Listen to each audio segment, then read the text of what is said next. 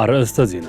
ኢትዮጵያ ለግብጽ የቅኝ ግዛት ዘመን አስተሳሰቦች ምንም ቦታ የላትም ሲል የውጭ ጉዳይ ሚኒስቴር አስታወቀ። ዝርዝር አለን። የአዲስ አበባ ከተማ አስተዳደር የመኖሪያ ቤት ችግር ለመፍታት ዘመናዊ ግንባታ ቴክኖሎጂዎችን በመጠቀም እየሰራ ይገኛል ሲሉ ከንቲባ አዳነች አቤቤ ገለጹ። ከንቲባ አዳነች አቤቤ በአስተዳደሩና በሌጋሲ ሆም የመንግስትና የግል አጋርነት በላፍቶ ሳይት የሚገነባ የመጀመሪያው ምዕራፍ የ26000 ጋራ መኖሪያ ቤቶች ግንባታ ማስጀምረዋል። ሰሙታላችሁ። በሱዳን ከ14 ሚሊዮን በላይ ዜጎች ሰብአዊ ድጋፍ እንደሚያስፈልጋቸው ተገለጸ። ሱዳን ውስጥ ያለው ረሃብ በዓለም ላይ ካሉ ረሃቦች ግዙፉ መሆኑን ተነግሯል። እንደ ሀገር አስቸኳይ የሰብአዊ ድጋፍ የሚያስፈልጋቸው ዜጎች ቁጥር 14 ሚሊዮን መድረሱም ተነግሯል። የአፍሪካ ጉዳያችን ነው። በአውሮፓ ሀገራት የሚኖሩ በርካታ ዜጎች ሀገራቱ ከሩሲያ ጋር ወደ ጦርነት ሊገቡ ይችላሉ የሚል ከፍተኛ ስጋት እንዳለባቸው አንድ ጥናት አመላከተ። በጀርመን፣ በፈረንሳይ፣ በኔዘርላንድስ እና በሌሎች በርካታ የአውሮፓ ህብረት አባል ሀገራት የሚገኙ አብዛኞቹ ዜጎች ሩሲያ ከሀገራቸው ጋር ጦርነት የመክፈት ከፍተኛ እድል አለ ብለው እንደሚያምኑ አንድ ዳሰሳ ጥናት አረጋግጧል። በዝርዝር ይዘነዋል። ውድ የሀገሬ ቲቪ ተመልካዮቻችን ለሰዓቱ ያዝላችሁ ዜናዎች ተጀምረዋል። ከዜናዎቹ ጋር ሚኪያስ ኃይሌ ነኝ። ኢትዮጵያ ለግብጽ የቅኝ ግዛት ዘመን አስተሳሰቦች ቦታ የላትም ሲል ሚኒስቴር መስሪያ ቤቱ አስታወቀ። ግብጽ የቅኝ ግዛት ዘመን አስተሳሰቦች ላይ ተንተርሳ በአባይ ወንዝ ለምትከተል የተሳሳተ እሳቤ ኢትዮጵያ ምንም ቦታ እንደሌላት የውጭ ጉዳይ ሚኒስቴር አስታወቀ። የሀገሪቱ ባለስልጣናት የሁለትዮሽ ድርድሮችን ወደ ጎን በመተው በቀጥታም ሆነ በተዘዋዋሪ ኢትዮጵያ ላይ የሚያሰራጩት መሰረተ ቢስ ውንጀላ ተቀባይነት እንደሌለው ሚኒስትሩ ገልጿል። በአፍሪካ ቀንድ ቀጠና የግብጽ መንግስት ኢትዮጵያን ጨምሮ በቀጠናው ባሉ ሀገራት አላስፈላጊ ጣልቃ ገብነት በማድረግ ላይ ይገኛል። የሚኒስቴሩ መግለጫ ኢትዮጵያ ይህን የተሳሳተና ጊዜው ያለፈበት አካሄድ እንደማትቀበለውም አስታውቀዋል። ኢትዮጵያ የፓን አፍሪካኒዝም እና በአህጉሪቱ ውስጥ የጸረ ቀኝ ግዛት ትግሎች በመደገፍ ረጅም አኩሪ ታሪክ ያላት ሀገር ናት ያለው መግለጫው ግብጽ እንደ ሀገር በአባይ ወንዝ ላይ የምትከተል የተሳሳተ እሳቤ ኢትዮጵያ ቦታ የላትም ብለዋል። ግብጽ ውይይቶችና ድርድሮችን በተደጋጋሚ ውድቅ ስታደርግ መቆየቷን የገለጸው ሚኒስቴሩ አሁን ላይ ሀገሪቱ ከዚህ አልፎ ግጭት በማቀናበር የጥላቻ ንግግሮች በማሰማት ስራ ላይ ተጠምዳለች ብለዋል። የኃላፊነት የጎደለው ተግባር በሁሉ የሚመለከታቸው አካላት ሊወገዝ እንደሚገባው ሚኒስትሩ አሳስበዋል። ኢትዮጵያ በልማትና በትብብር ማዕቀፍ በሁሉም ሀገራት ለመስራት ዝግጁ እንደሆነችም አስታውቀዋል።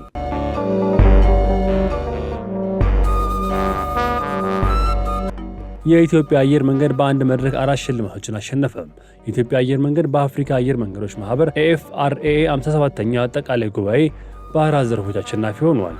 ማህበሩ በአንጓ ሉዋንዳ ባዘጋጀው ዓመታዊ እውቅና መድረክ ላይ ለኢትዮጵያ አየር መንገድ ሽልማቶችን ያበረከተው። በዚህም የአየር መንገዱ በዓለም አቀፍ ስራዎች ትርፋማነት የ2024 ምርጥ አየር መንገድ እውቅናን ሲያገኝ አፍሪካ በአየር ትራንስፖርት በማገናኘት የላቀ አገልግሎት በመስጠትም ማሸነፍ ችሏል። አየር መንገዱ ለአፍሪካ አቪዬሽን ኢንዱስትሪ እድገት ላበረከተው ከፍተኛ አስተዋጽኦ የላቀ አገልግሎት በመስጠትም ዘርፍ አሸንፈዋል። እንዲሁም የአፍሪካ ህብረት በአህጉሪቱ ነጻ የአየር ትራንስፖርት እውን ለማድረግ ለያዘው ፕሮጀክት የላቀ አስተዋጽኦ በማድረግም አየር መንገዱ ተሸላሚ መሆን ችሏል። በአፍሪካ ከ60 በላይ በዓለም ከ145 በላይ መዳረሻዎች ያሉት የኢትዮጵያ አየር መንገድ የአፍሪካ አየር ትራንስፖርት የማገናኘት ትልቁን ድርሻ መያዙም ተነግሯል። የኢትዮጵያ አየር መንገድ ያገኘውን እውቅና የፓን አፍሪካን እሴቶች ማጠናከር የሰጠውን ትኩረት ከማሳየቱም በላይ የተቋሙ ሰራተኞችን ቁርጠኝነት ትጋት ውጤታማ መሆኑን የአየር መንገዱ ዋና ስራ አስፈጻሚ አቶ መስፍን ጣሰው ገልጸዋል።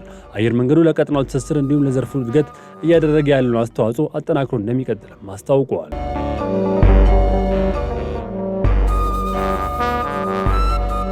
የ26000 የጋራ መኖሪያ ቤቶች ግንባታ ተጀመረ።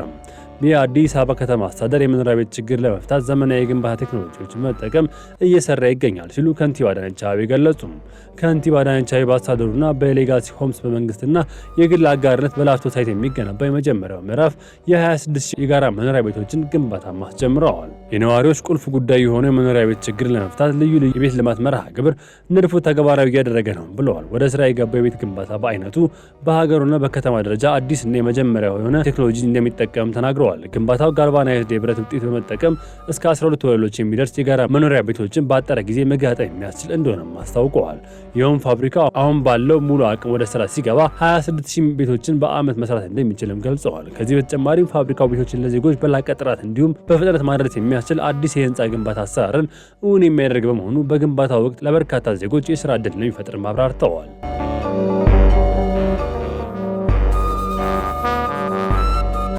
የዘይት አቅርቦት ችግር ለመፍታት እየሰራው ነው ሲል የአዲስ አበባ ንግድ ቢሮ አስታወቀ። የዘይት አቅርቦት ችግር ለመፍታት እና የኑሮ ውድነትን ለማረጋገጥ እየሰራው ነው ሲል የአዲስ አበባ ከተማ አስተዳደር ንግድ ቢሮ አስታወቀ። በከተማው የዘይት አቅርቦት ችግር እንዳይፈጠርና የኑሮ ውድነትን ለማረጋገጥ በርካታ ስራዎችን እየተከናወኑ መሆኑን የአዲስ አበባ ንግድ ቢሮ ኃላፊ ሀይባ ሽራሽ ተናግረዋል። የዘይት ምርት በሀገር ውስጥ በቂ ሁኔታ መኖሩን የጠቆሙት ኃላፊዋ በአንዳንድ የከተማው ነጋዴዎች የምርት እጥረት እንዳለ ማስመሰል ዋጋ ለመጨመር ይሞክራሉ ብለዋል። በአሁኑ ወቅት በሸማች ማህበራት፣ በአዲስ አበባ ንግድ ስራዎች ድርጅት እንዲሁም በተለያዩ ተቋማት በኩል 5 ሊትር ዘይት በ1400 ብር ለተጠቃሚዎች እየቀረበ መሆኑን ጠቁመዋል። ነገር ግን አንዳንድ ነጋዴዎች ከዚህ በላይ በሆነ ዋጋ ሲሸጡ እንደሚስተዋል አስረድተዋል። ቢሮ በሸማች ማህበራት፣ በችርቻሮና በተቋማት በኩል የዘይት ምርት በበቂ ሁኔታ በተመጣጣኝ ዋጋ እያቀረበ እንደሚገኝ ኃላፊዋ ተናግረዋል። የአዲስ አበባ ንግድ ቢሮ የምርት እጥረት እንዳይፈጠር ሲፈጠርም ፈጥኖ ለመፍታት ምርቶችን በተመጣጣኝ ዋጋ ተደራሽ ማድረግ የኑሮ ውድነትን የማራገጥ ሚና እየተወጣ መሆኑን የቢሮ ኃላፊዋ ለፋና ተናግረዋል።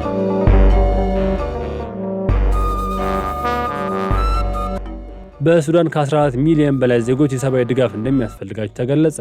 በሱዳን አስቸኳይ የሰብአዊ ድጋፍ የሚያስፈልጋቸው ዜጎች ቁጥር 14 ሚሊዮን መድረሱን ተናግረዋል። የዓለም ምግብ ፕሮግራም ምክትል ዳይሬክተር ካርል ስካው ዓለም አሁን አይኑ ወደ ሱዳን ማዞር እንዳለበት ተናግረዋል። በሱዳን ያለው የእርስ በርስ ግጭት እንዲቆም ዓለም አቀፍ ጥሪ የሚያቀርቡት ምክትል ዳይሬክተሩ የሰብአዊ ድጋፎች ወደ አካባቢው እንዲገባም ጠይቀዋል። የሰዎች ሕይወት በረሃብ ምክንያት ሊያልፍ እንደሚችል ተናግረው ንጹሃን መታደግ ይገባል ሲሉ ተማጽኗቸውንም አቅርበዋል። ምክትል ዳይሬክተሩ 20 ሚሊዮን የሚሆኑ ሱዳናውያን የምግብ ዋስትና የላቸውም ሲሉ አብራርተዋል። በአሁኑ ሰዓት በደቡብ ኮርዶፋን እና አልፋሽር ግዛቶች ረሃብ መከሰቱን ተናግረዋል።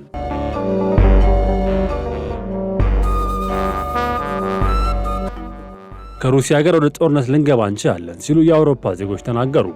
በአውሮፓ ሀገራት የሚኖሩ በርካታ ዜጎች ሀገራቱ ከሩሲያ ጋር ወደ ጦርነት ሊገቡ ይችላሉ የሚል ከፍተኛ ስጋት እንዳለባቸው አንድ ጥናት አመላከተም። በጀርመን፣ በፈረንሳይ፣ በኔዘርላንድ እና በሌሎች በርካታ የአውሮፓ ህብረት አባል ሀገራት የሚገኙ አብዛኞቹ ዜጎች ሩሲያ ከሀገራቸው ጋር ጦርነት የመክፈት ከፍተኛ እድል አላት ብለው እንደሚያምኑ አንድ የዳሰሳ ጥናት አመላክቷል። በዳሰሳ ጥናቱ ከተካተቱ 9 የአውሮፓ ሀገራት ውስጥ ከግማሽ በላይ የሚሆኑት ምላሽ ሰጪዎች የጦርነት ስጋት ከፍተኛ ወይም በጣም ከፍተኛ እንደሆነ ተናግረዋል ሲል የፈረንሳይ ስቴት ሰብሳቢ ክላስተር 17 ዛሬ ባወጣው መረጃ ማሳይተዋል። ከሩሲያ ጋር ድንበር የምትጋራው ቀደም ሲል የሶቪየት ህብረት አካል የነበረችው ፖላንድ በጦርነት ላይ ከፍተኛ ስጋት ያሳየች ሀገር ስትሆን በጥናቱ መሰረት 77 በመቶ የሚሆኑት ምላሽ ሰጪዎች ከፍተኛ የግጭት አደጋ እንዳለ ያምናሉ። በቤልጂየምና ኔዘርላንድስ 59 በመቶ የሚሆኑት ምላሽ ሰጪዎች ከፍተኛ የጦርነት ስጋት እንዳለ ያመላከቱ ሲሆን በግምት ከግማሽ ያሉ ጀርመናውያን፣ ፈረንሳውያንና ስፔናውያን ተመሳሳይ አስተያየትን ሰጥተዋል። የጦርነት ስጋት የመመልከት እድላቸው ዝቅተኛ የሆኑ ደግሞ ጣሊያናውያን ሲሆኑ ከምላሽ ሰጪዎቹ 34 በመቶዎች ብቻ ይህን እምነት አላቸው ሲል አልጀዚራ ዘግቧል። የሩሲያ ፕሬዝዳንት ቭላዲሚር ፑቲን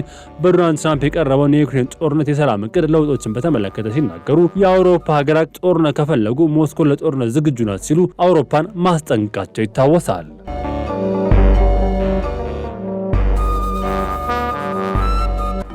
አሜሪካ የነዳጅ ቁጠባ ህጎች ታላላ መሆኑ ተነገረ። የአሜሪካ መንግስት በፕሬዝዳንት ባይደን አስተዳደር ወጥተው የነበሩት ኤሌክትሪክ መኪኖች ስርጭት ያበረታታሉ ተብሎ የታመነባቸው ጥብቅ የነዳጅ ቁጠባ ህጎችን ሙሉ በሙሉ ለመቀልበስ መዘጋጀቱን አስታውቀዋል። ፕሬዝዳንት ዶናልድ ትራምፕ በዋይት ሃውስ እንዳስታወቁት ቀደም ሲል የነበሩ ህጎች ተግባራዊ ለማድረግ አስቸጋሪ ከመሆናቸውም በላይ የመኪና ዋጋን በማናር ጫና ፈጥረዋል ብለዋል።